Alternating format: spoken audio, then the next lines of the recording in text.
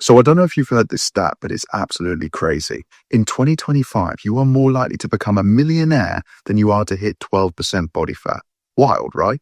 But the problem isn't that you're lacking motivation or you don't know what you need to do. The problem is your habits don't align with your goals. So in this video, I'll show you the 8 daily habits that got me to 12% and helped me stay there year round without living like a monk. And no, this isn't another walk 10K steps, track your calories and get 8 hours of sleep video. Those are the basics that every YouTuber talks about.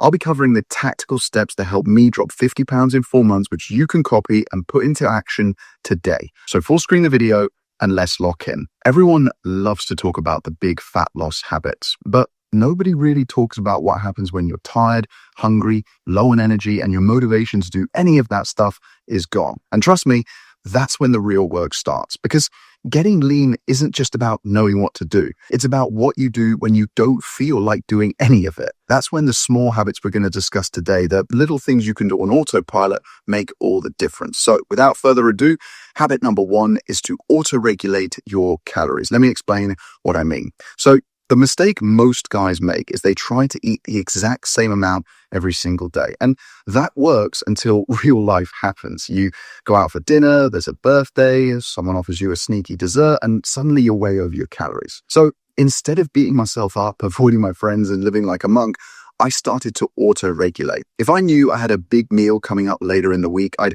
trim back a bit in the days before, maybe 200 calories less for 3 days. That gives me a 600 calorie buffer that I can then use guilt-free when the event comes. And if I accidentally go over, I just lower the intake the next few days. There's no drama, there's no guilt, no I've ruined it mentality, right? The goal isn't to be perfect every single day. The goal is to be consistent across the week, because one bad meal doesn't ruin your progress. And giving up for a week on a Wednesday is what does. And this mindset shift from perfection to regulation completely changed my relationship with food. So habit number 1 is to think of your calories like a weekly allowance rather than a daily limit. And then moving on to habit number 2, this is about breaking the mindless snacking loop. So before I was a coach, I worked in the corporate world for a decade, and I had this terrible habit of snacking in the office, mainly, honestly, out of complete boredom. And it was nuts, protein bars, packets of crisps, basically whatever was lying around or in the vending machines. I used to know it was 11 a.m. without even looking at my watch, because that was when my stomach grumbled. And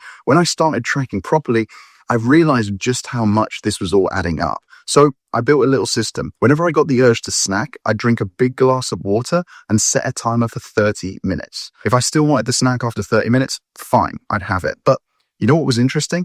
8, maybe even 9 times out of 10, the craving was gone, because it wasn't real hunger. It was just a habit. That 30-minute pause, it created space between the impulse and the action. You're not trying to white knuckle your way through cravings. You're simply giving your brain time to reset. And that's all it takes to go from mindless eating to mindful control. So habit number 2 is to be more aware of your snacking, because fat loss isn't about what you do once in a while. It's what you do without even thinking about it. Remember, what we're trying to do here, lads, is create a healthier lifestyle. Habit number 3 is to eat without distraction. Now, this one sounds tiny, almost insignificant, but trust me, it's huge. I used to eat while scrolling on my phone, replying to emails, or watching YouTube videos. Maybe some of you are doing this right now. And every time I finish my meal in 3 minutes flat and still feel hungry. So I'd go back for more, thinking that I hadn't eaten enough. But then I realized it wasn't the food that was the problem, it was my attention. You see, if you're distracted while you're eating, your brain barely registers that you've even eaten in the first place. So now I have a rule. No screens, no multitasking, no stress eating. I taste the food, I chew it properly, and as a result, I feel satiated. And this has been proven in multiple scientific experiments too. You see, when you eat distracted, you don't register the taste, the texture, or even the portion. So your hunger signals in your brain and your endocrine system, your hormones, they don't switch off properly. And researchers, what they did is they got 2 groups to eat the exact same meal, except one group ate mindfully, no distractions, whereas the other ate the food whilst they were playing a mobile phone game. And guess what? The distracted group ended up eating over 25% more food later that day. simply because their brains didn't remember the first meal properly. And it makes sense, right?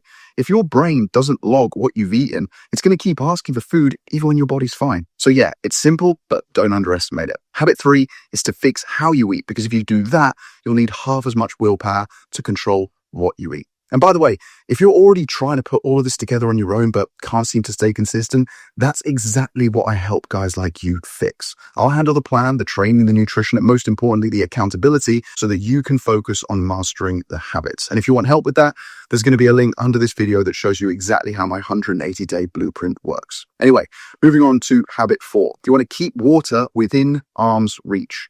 So most people will drastically underestimate how much dehydration wrecks their progress. We think we're hungry when we're actually thirsty. We think we're tired because of food, but often it's just low hydration. And for me, the simple fix was keeping a water bowl on my desk all day. If it's in reach, and more importantly, in my eye line, you will drink it. If it's not, you'll forget. My rule is 3 full refills a day. And the difference it makes to energy, focus, even mood is massive. So if you're struggling with hunger or fatigue, try water first. You'll be surprised how many problems it solves and just how much better you feel. But staying hydrated won't save you if your routine is broken by 3 p.m., which brings me nicely onto habit number 5, the mini walk rule. I don't know about you, but when I am deep in work, I can easily sit on the sofa or at my desk back there without moving for hours. And then at the end of the day, I'll check my watch when I've got it on, don't even have it on today, and realize I've only done 2,000 steps. So I started something called mini walks. For every hour that I sit, I will walk for 10 minutes. That's it. Over an 8-hour workday, that's 80 minutes of walking, which is about 8,000 steps, without ever scheduling a big walk. So now my walking doesn't feel like a chore. It doesn't feel like exercise. But it's not just about burning the calories. You see, these walks clear your head, reset your focus, and stop you having that mid-afternoon crash. I actually get my best ideas for YouTube videos like this whilst I'm walking. It's like movement flicks on that creativity switch. It's a small thing, but it stacks up over the weeks and the months, and it changes everything. Most guys overestimate the impact of their gym sessions and underestimate the impact of their lifestyle. But walking more really is a big part of not just how I got lean, but how I stay lean to this day. But this next one is the difference between looking lean and actually feeling healthy. So habit number 6 is all about the go to bed alarm. So you know how everyone talks about morning routines, cold showers, journaling, meditating at sunrise on the beach singing Kumbaya, but nobody talks about what actually ruins most people's progress, which is their evenings. Because if you don't control your night, your morning doesn't stand a chance. And I learned this the hard way. It felt like I was doing absolutely everything right, hitting my calories, eating my protein, training hard, and getting my steps in. But my body somehow looked worse. Yeah, sure, I was losing the weight, but only from my arms and my face. I remember looking in the mirror and thinking, I'm doing everything right. Why do I look worse? Then I discovered this sleep study that showed just how powerful sleep is when it comes to your body composition. They put 2 groups on the exact same calorie deficit, but one of the groups was only allowed to sleep for 5.5 hours. And check out the results. Both groups lost the same amount of weight, which makes sense because they were on the same deficit, but the sleep-deprived group lost a lot more muscle than fat versus the well-slept group who lost almost all the weight from fat. And this was a complete game changer for me. The next day, I started saying what I call a go-to-bed alarm. Same way you have an alarm to wake up, this one's to kind of shut your day down. When it goes off, that's my signal. The screens are going off, the kitchen is closed, and the lights are getting dimmed. Maybe I'll stretch for a couple of minutes, read something, even have a warm shower sometimes, but then it's straight to bed, lights out. And look, it sounds small, but it's actually quite difficult. But it's worth it because it protects tomorrow's energy, your willpower, your hunger levels before your day even starts. And then you don't have to rely on things like willpower, motivation, and discipline. And when you're lean, sleep deprivation hits harder than you expect because it reps your appetite control. It messes with your decision making and it makes everything feel 10 times harder than it actually is. So this habit is really about one thing, protecting the system that you're building. And a bedtime alarm doesn't just help you sleep, it keeps your fat loss plan alive when motivation would normally fade. Anyway, habit number 7 is focusing on the averages and not the daily numbers. Okay, so let's talk about something that quietly drives people insane, right? The scales. Because When you're tracking everything, your calories, your steps, your macros, your weight, it's easy to get lost in the noise. You see the number go up by a pound overnight and suddenly you're questioning everything. Did I eat too much? Should I cut my calories more? Is this even working? And that mental stress or the mental energy that you're wasting, it destroys your consistency. I remember one week when I was deep in a cut, eating clean, training hard, doing everything right. And the scale suddenly jumped up 3 pounds in a day. Old me would have panicked. I would have then cut the food, added the cardio, or just thrown a tantrum and given up completely. But that would have just made it worse. So now instead, what I would encourage you to do is to look at your weekly averages, just like we talked about with the calories earlier. And you know what? When I did that, I was actually almost down a pound. And that's when it hit me. This progress that we're all looking for, it's not a linear thing.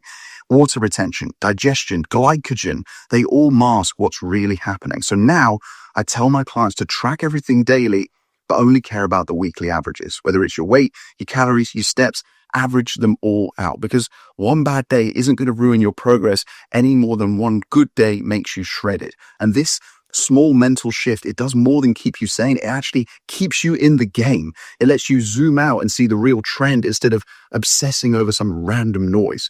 It teaches patience, and in fat loss, patience is the rarest form of discipline. And then last but not least, habit number 8, the closer or further question. Now this one is the glue that holds everything together. You see, every habit, every choice, every small decision you make in a day is either a point for the man you want to become or the man you're trying to escape. In other words, every action either moves you closer to your goal or further away from it. There is no neutral. And I started using this question every time I was about to make a choice I'd normally regret. Opening the fridge at 10 p.m., I'd stop and ask, does this move me closer or further? And straight away, that noise in your brain disappears. The emotion goes quiet and the answer becomes very clear. Because as I've said several times, this isn't about being perfect. It's about being aware. And when you're aware, you start acting based on what you want long-term, not what you're feeling in the moment. And what's crazy is that after a few weeks of doing this, you don't even have to ask the question out loud anymore. It just becomes instinct. It starts to become who you are as a man. You start living in alignment with the person you're trying to become. And that really is the point of all of this, aligning your habits with your goals. Getting to 12% body fat isn't about massive discipline or suffering. It's about stacking small wins. Each decision, each habit, each time you choose the option that moves you closer, it's a vote for the future that you want. You don't become lean because of one perfect week.